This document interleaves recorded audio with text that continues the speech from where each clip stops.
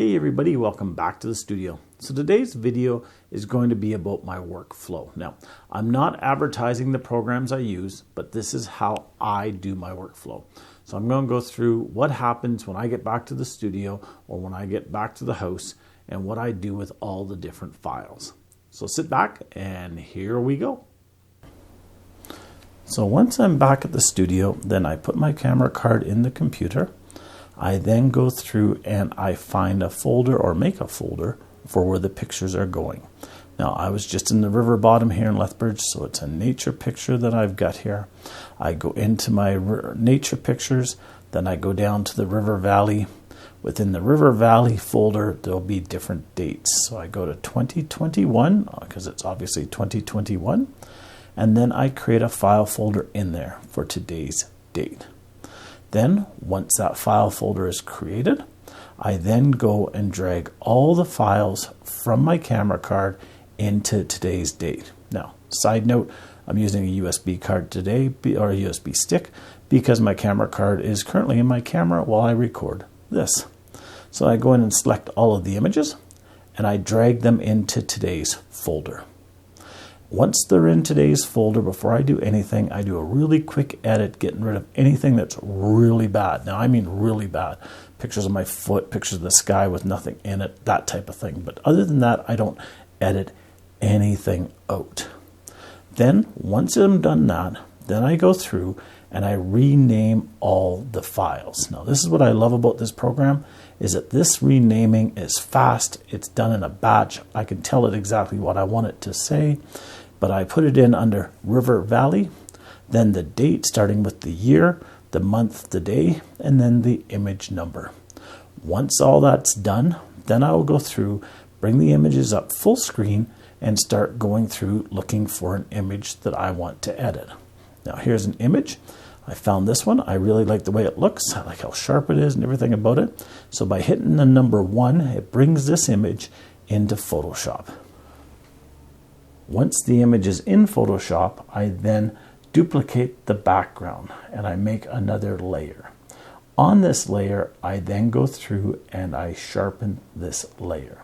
Why do I sharpen it? Because today's devices, computers and everything, the monitors, the screens and everything look better if your image is more sharp than if it's just naturally sharp. So I actually go in here and at a later stage and just add a bit more sharpness to it. And you'll see in a second what I do so that it looks better on today's devices. Once I have it adjusted so I think it looks good enough for sharpness, I will then save that. But it's only done to that layer, not the original layer. From there, I will go in and I'll add some saturation for the exact same reason.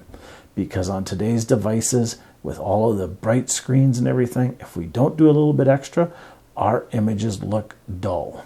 So I go in and I add a little bit more saturation to it. Again, on a layer, so that if I want to, at a later date, if a customer calls and orders a print, I can remove this or adjust it down so it looks better in print. Once the layer is, or once the saturation is done, I create another layer in levels and I adjust my levels so they look good. So the image looks punchy, the image looks sharp, the image looks saturated, and it is now suitable to be viewed on most electronic devices. But I can also go back at a later date and adjust this if a customer wants a print. It is then saved in a folder that I call work.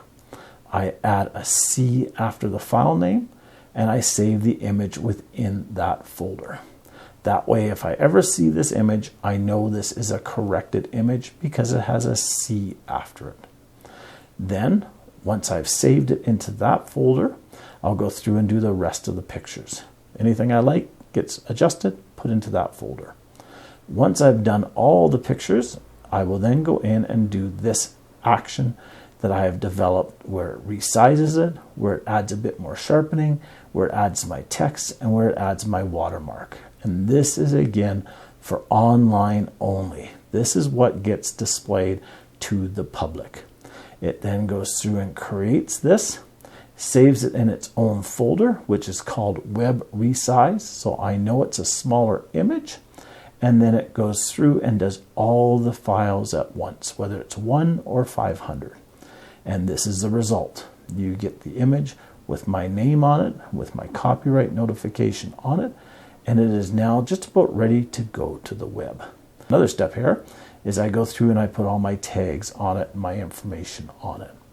Once that's saved, I change the profile from Adobe RGB to sRGB because the web sees an sRGB and I shoot in Adobe RGB.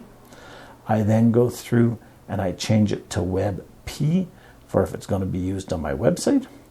And I have now my files ready to go, whether it's going to Facebook or whether it's going to my website.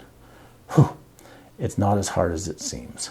So until next time, have a great day. We'll talk to you soon. Get out there, shoot some pictures, and have a wonderful time doing it. Bye-bye now.